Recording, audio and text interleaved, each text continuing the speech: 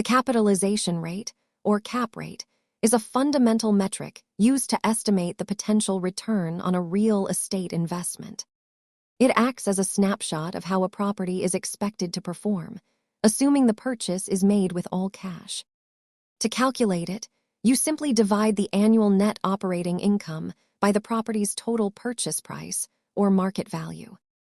Remember that this calculation ignores financing costs, focusing purely on the property's ability to generate profit from its operations.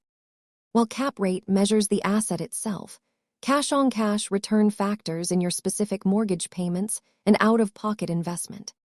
Generally, higher cap rates indicate higher risk. Investors often expect more return to compensate for older buildings or less stable neighborhoods. Use this metric as one part of your analysis, but always look deeper into maintenance history and neighborhood trends. Understanding cap rates helps you evaluate real estate more objectively. Please subscribe for more finance basics and have a great day.